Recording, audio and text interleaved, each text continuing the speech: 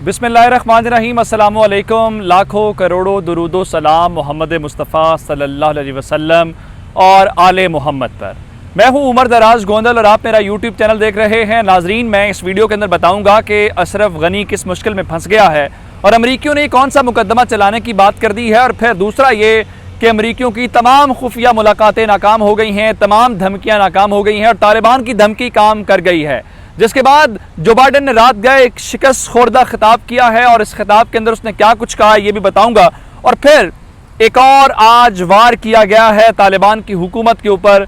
ये वार world bank के जरिए किया गया है कि वो जो अरबों डॉलर की इमदाद है वो बंद कर दी जाए, लेकिन उनकी गलतफहमी उस वक्त दूर हो गई जब चीन के सफीर फौरी तौर पर तालिबान से मिलने पहुंच गए और उन्होंने कहा हम आपके लिए हाजिर हैं। ये भी आपको बताएंगे। और फिर पाकिस्तान के लिए बहुत बड़ी खुशखबरी है। हम आपको कहते रहे हैं कि हमारा कंसर्न टीटीपी है और इस सिलसिले में तालिबान ने कहा कि हम इसके ऊपर काम करेंगे और मुल्ला हैबतुल्लाह के कहने के ऊपर एक कमेटी भी बन गई, वो भी आपको बताएंगे। और फिर आज खौस के अंदर भी क्या दिलचस्प मंजर था, जिस शख्स को गवर्नर बनाया गया है वो भी एक इंतहाई अहम मामला है। और फिर आज काबुल एयरपोर्ट के आसपास तालिबान ने सख्ती शुरू कर दी है, जिसका मतलब ये है कि तालिबान अब काबुल एयरपोर्ट के बाहर से काबुल एयरपोर्ट के अंदर जाना चाहते हैं। अगर आपने अभी तक चैनल सब्सक्राइब नहीं किया तो चैनल सब्सक्राइब कर लीजिए, बेल आइकन के ऊपर क्लिक कर लीजिए ताकि हमारी आइंदा आने वाली वीडियोस बर वक्त आप तक पहुंच रहे।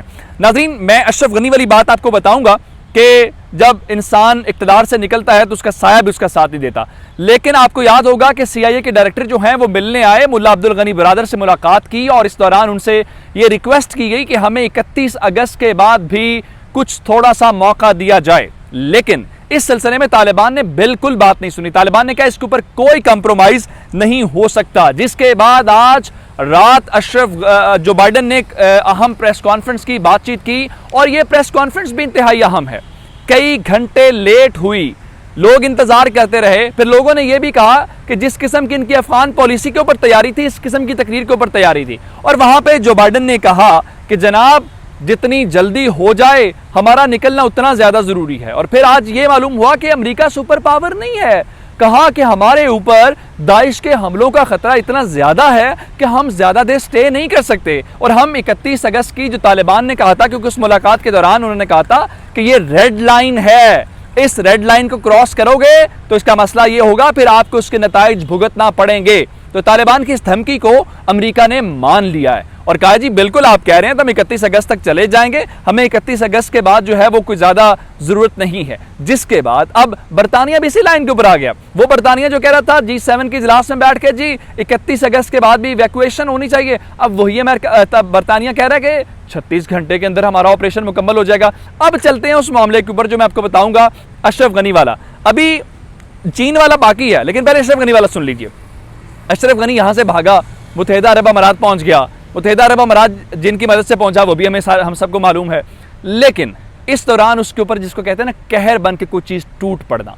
मैंने आपको बताया कि जब इंसान इक़्तिदार से निकलता है तो इक़्तिदार से निकलने के बाद दोस्त तो दोस्त, उसका अपना साया भी उसका साथ नहीं देता। यही कुछ हुआ है।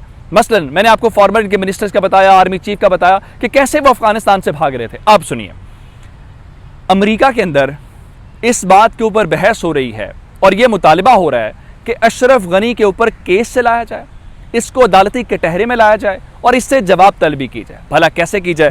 ये जनाब फॉक्स न्यूज़ जो अमेरिकन जो चैनल है उसका ये दावा है। और फॉक्स न्यूज़ ये बताता है कि इस सिलसिले में जो रिपब्लिकन्स की कमेटी है हाउस की, उसने बाकायदा तौर पे एंटनी ब्लिंकन को खत लिख के उनसे मुतालिबा ये किया है कि ये शख्स अपने मुल्क से भागा है और अपने मुल्क से न सिर्फ इसने चोरी की है, अपने मुल्क के पैसे लूटे हैं, बल्कि जिस तरीके से इसने राह फरार इख्तियार की कोई डिग्निफाइड तरीका नहीं है। और हमारा एलाय होने के नाते इसने हमें भी धोखा दिया है, हमें भी डिसीव किया है। इसलिए अब ज़रूरी है कि इसके खिलाफ कार्रवाई की जाए और वो बातें कि रकम से भरे हुए बैग लेके ये फरार हुआ है, वो सारी की सारी बातों के ऊपर इसको अकाउंटेबल बनाया जाए। अब अगर ये मामला होता है तो इसका मतलब ये है कि अशरफ गनी अब एक नई मुश्किल के अंदर फंसने वाला है और वही लोग जिन्होंने इसको इंस्टॉल किया था, वही लोग जो इसको लेके आए थे, अब वही लोग इसको कटहरे तक ले जाने के लिए तैयार आते हैं। आगे चलते हैं। अमेरिका ने क्या किया कि तालिबान के या अफगानिस्तान के 9 अरब डॉलर के असासे थे, उन असासों को ब्लॉक कर दिया। पहला स्टेप ये लिया। दूसरा स्टेप सुनिए कि उन्होंने IMF के अंदर जो उनका अफगानिस्तान का शेयर था उस शेयर को भी ब्लॉक कर दिया। अब एक और काम किया है कि जो वर्ल्ड बैंक है, वर्ल्ड बैंक के जरिए आज तालिबान की या अफगान हुकूमत की इमदाद ही बंद कर दी है। और बहाना सुनिए, बहाना क्या लगाया? बहाना ये लगाया है कि हमें अफगानिस्तान की तरक्की और अफगानिस्तान की खवातीन को लेकर बहुत सारे कंसर्न्स हैं, इसलिए हम तालिबान को ये इमदाद नहीं दे सकते। बुनियादी तौर पे मसला ये है कि अफगानिस्तान का जो सेंट्रल बैंक है उसका गवर्नर बता चुका है कि हमारे पास कैश की सूरत में डॉलर्स कम है, हमारे चूंकि एसेट्स पड़े हुए हैं वो अमेरिका के अंदर हैं, बाहर पड़े हुए हैं, बॉन्ड्स की सूरत में है, तो अमेरिका ये चाहता है कि वो तालिबान को ना यूं निचोड़ दे या उनको मजबूर कर दे हमारे सामने घुटने टेकने के ऊपर। लेकिन उनकी परेशानी की खबर है। परेशानी की खबर ये है कि चीन के जो सफ़ीर हैं काबुल के अंदर या अफगानिस्तान के अंदर, उन्होंने फौरी तौर पे तालिबान के साथ मुलाकात की है और उनसे मुलाकात करके उनसे ये कहा है कि आपने इन चीज़ों के ऊपर परेशान नहीं होना, घबराना आपने नहीं है, आपको माली तौर पे, चूंकि मैंने ये आपको खबर पहले भी दी हुई है कि माली तौर पे चीन सपोर्ट करने के लिए तैयार है, इसलिए उन्होंने कहा है कि आप इस बात के ऊपर परेशान ना हों। अच्छा, पाकिस्तान के लिए खुशखबरी, एक तो पाकिस्तान के जो फॉरेन मिनिस्टर हैं वो ताजिकिस्तान में है, उन्हें उज़्बेकिस्तान में भी जाना है, 3-4 ममालिक का उन्हें दौरा करना है, अहम दौरा है।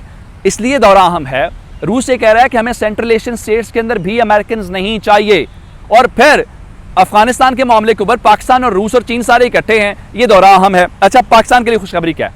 पाकिस्तान एक बार कहता है कि ये जो TTP है ना, ये हमारा सबसे बड़ा सरदर्द है, हम ये चाहते हैं कि इसका खात्मा होना चाहिए, हम चाहते हैं कि इसके खिलाफ कार्रवाई होनी चाहिए। अच्छा, इसको लेके पाकिस्तान ने तालिबान के सामने भी मामला रखा, मुल्ला हैबतुल्लाह ने इसके ऊपर कमेटी भी बना दी। यहां तक बात रहती तो बिल्कुल ठीक थी। अब चूंकि भारतीय चले गए हैं, जलालाबाद, कंधार, मज़ार शरीफ, ये सारे के सारे जो कौंसलेट हैं ये बंद हो गए हैं। ये कौंसलेट काम किस लिए करते थे? पाकिस्तान के खिलाफ करते थे और इनको पैसे देते थे, जिसके बाद इनकी इमदाद बंद हो गई है। और आप हैरान होंगे कि अब वही TTP के अंदर ग्रुप बंदी हो गई है, इंतशार की खबरें हैं। और पाकिस्तान की हुकूमत ने, पाकिस्तान के जो वज़ीर इत्तलात हैं फवाद चौधरी साहब ने, उन्होंने इस बात की तस्दीक कर दी है कि यह बात दुरुस्त है कि उनके अंदर ग्रुप बंदी हुई है और ये पाकिस्तान के लिए बहुत अच्छी खबर है। अब आपको मैं यहाँ से खौस लेके चलना चाहता हूँ। मुल्ला मोहम्मद नबी उमरी जो हैं, ये अफगानिस्तान की जो मुज़ाकरात की टीम है उसके रुकन हैं। इनके बेटे को ये जो प्रोटेक्शन फोर्सेस थे CIA की और ये अफ़गानियों की, इन्होंने मिल के इनके जवां साल बेटे को मारा। अब देखिए इनका इंतकाम कुदरत इनसे कैसे ले रही। उस खौफ सूबे के अंदर जो सरबराह हैं या जो गवर्नर हैं वो तालिबान ने इन्हीं को बना दिया। अब इससे बड़ा इंतकाम अपने दुश्मन से और क्या हो सकता है? अब चलते हैं आगे। तालिबान ने कहा था कि अमेरिका हमारे जो स्किल्ड वर्कर्स हैं उनको मत निकालें, और फिर ये भी कहा 31 अगस्त तक निकल जाएँ, जिसके बाद उन्होंने आज काबुल एयरपोर्ट के कोई 5 किलोमीटर दूर तक अपनी चेक पोस्टें बना ली हैं। उन चेक पोस्टों के बाद अब सिर्फ और सिर्फ जो बैनुल-अक़वामी शहरी हैं, यानी जो उनके मुल्क के नहीं है, जिनके पास गैर मुल्की पासपोर्ट है, उनको जाने की इजाज़त दी जा रही है और वहाँ पे सख्ती कर दी गई है। जिसका मतलब ये है कि तालिबान एयरपोर्ट के बाहर तो हैं ही हैं, शायद अब वो करीब करीब आना शुरू हो गए और एयरपोर्ट का कंट्रोल संभालने जा रहे हैं। ये अब तक की अपडेट्स थी, मजीद लेके आपकी खिदमत में हाजिर होंगे। मुझे उमर दराज गोदल को फेसबुक, ट्विटर, इंस्टाग्राम पर फॉलो कर सकते हैं। मेरा यूट्यूब चैनल सब्सक्राइब कीजिएगा। आपकी समातों का बहुत शुक्रिया। खुदा हाफिज़।